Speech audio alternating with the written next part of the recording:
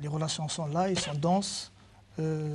Au plan commercial, nous l'avons signalé, l'Algérie est le deuxième partenaire des États-Unis du monde arabe, mais également il est le premier partenaire commercial algérien. Vous l'avez signalé tout à l'heure que l'Algérie, l'année précédente, il y avait des échanges commerciaux de l'ordre de 25 milliards de dollars. Mais là où ça nécessite quand même de faire des efforts de partenariat, c'est le domaine de l'investissement hors hydrocarbures. Et on va longuement en parler d'ailleurs ce soir. Alors, premier tour de table justement avant de commencer par aussi bien les Algériens intéressés par le marché américain et vice-versa. Monsieur Smaïl Chekhoun, votre avis aujourd'hui? Oui, effectivement, comme précisé Monsieur Doug Wallace de l'ambassade américaine, il y a une nette amélioration dans les échanges commerciaux. La preuve en est qu'il y a plus de visites d'hommes d'affaires, comme il y a eu cette visite au mois de février d'une trentaine d'hommes d'affaires. Le conseil d'affaires également va ramener une trentaine d'entreprises au mois de mai. Donc c'est pour vous dire que cette année, au lieu habituellement, parce que nous on a déjà ramené des entreprises américaines il y a 2 ans, l'an dernier, donc annuellement on ramène des hommes d'affaires pour une prospection du marché algérien. Donc pour vous dire que cette année il y en a 2. Une qui est venue par le département du commerce et l'autre évidemment que le conseil d'affaires va ramener au mois de mai. C'est vrai qu'il y a une demande, il y a des Américains qui nous appellent, vous savez, à Washington, ils s'intéressent de plus en plus. Les opportunités existent bel et bien ici. Et notre travail à nous, c'est de leur faire connaître un petit peu l'Algérie en général, parce qu'il faut dire aussi que ça reste un pays pas très connu aux États-Unis. Donc il y a déjà un premier travail de faire connaître un petit peu l'Algérie là-bas dans le continent, et ensuite de leur parler des opportunités d'affaires. Et il y en a des opportunités. C'est pour ça que, oui, je peux en témoigner durant ces 5 dernières années qu'il y a réellement un engouement. Un engouement. Le seul opérateur économique avec nous ce soir, Slimane Mani. Oui, je vous remercie. Probablement les chiffres sont là et démontrent qu'il y a une véritable croissance des échanges, mais elle est matérialisée exclusivement dans le secteur des hydrocarbures. Dans le secteur hors hydrocarbures, on n'observe pas encore de dynamique de croissance. La distance, la langue sont des facteurs pour le moment bloquants qui vont mettre un petit peu de temps probablement à s'estomper.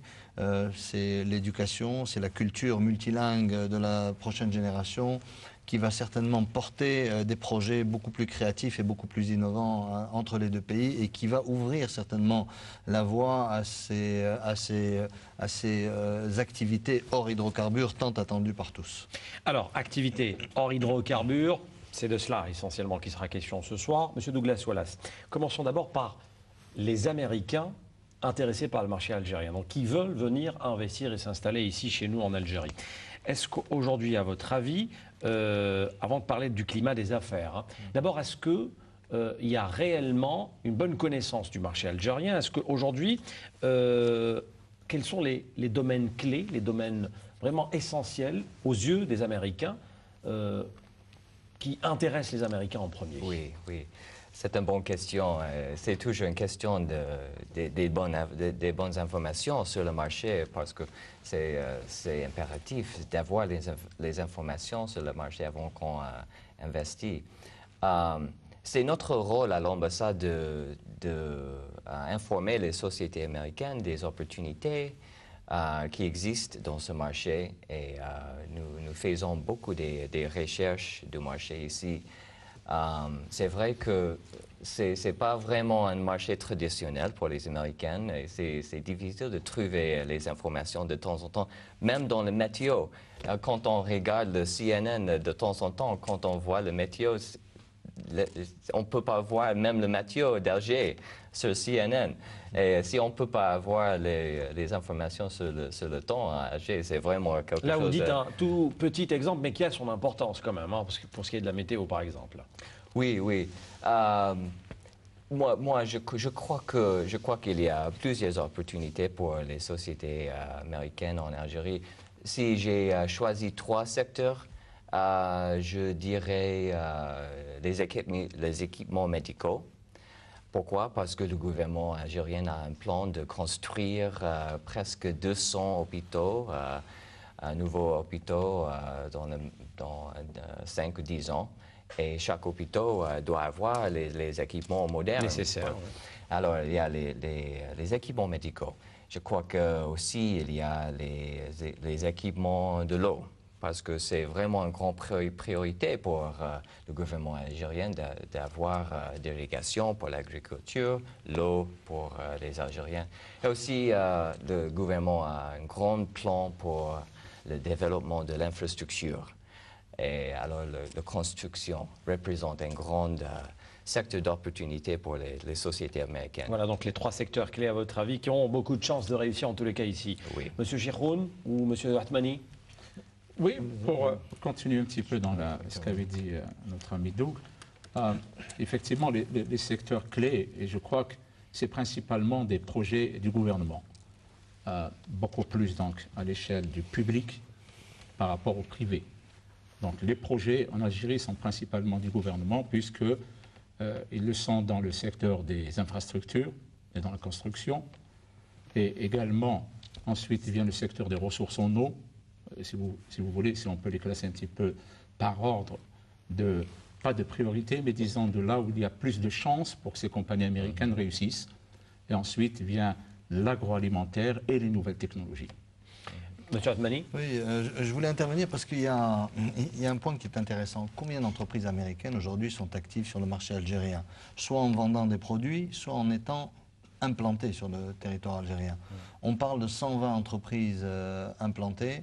Ça m'intéresse de savoir si ce chiffre est vrai. J'en connais quelques-unes qui sont extrêmement intéressantes, dont une qui est le leader mondial de l'agroalimentaire. Et lors des dernières assises de l'agroalimentaire, j'aurais sincèrement aimé, en tant qu'Algérien, voir la présence en force de cette entreprise américaine durant les assises de l'agroalimentaire, et elle aurait certainement contribué à apporter une touche innovante et peut-être créative dans le plan que compte mettre en œuvre le ministère de l'Industrie autour de l'agroalimentaire. Donc, agriculture, agroalimentaire sont des pôles extrêmement intéressants de coopération. Le deuxième pôle sur lequel, justement, personnellement, je vois un intérêt majeur qui pourrait être développé avec les États-Unis, c'est l'éducation. Nos pays voisins sont en train de monter des universités en coopération, des universités privées, en collaboration et en coopération avec de très grandes universités américaines, des grandes signatures, des grands noms. Il n'y a aucune raison pour que nous soyons exclus de cette partie-là qui va produire les ressources de demain et la relève de demain. Donc l'éducation et la formation, ce sont des secteurs qui génèrent des profits pour ceux qui viennent, qui génèrent des profits pour ceux qui sont actifs avec eux ici. Et c'est un secteur qui va fabriquer la relève de demain. Et le troisième secteur sur lequel je vois aussi énormément, disons, un appui extrêmement fort qui pourrait être apporté par l'Amérique, c'est tout ce qui tourne autour de l'énergie et des énergies renouvelables. On a tendance à croire que l'énergie, c'est uniquement les hydrocarbures, mais les énergies renouvelables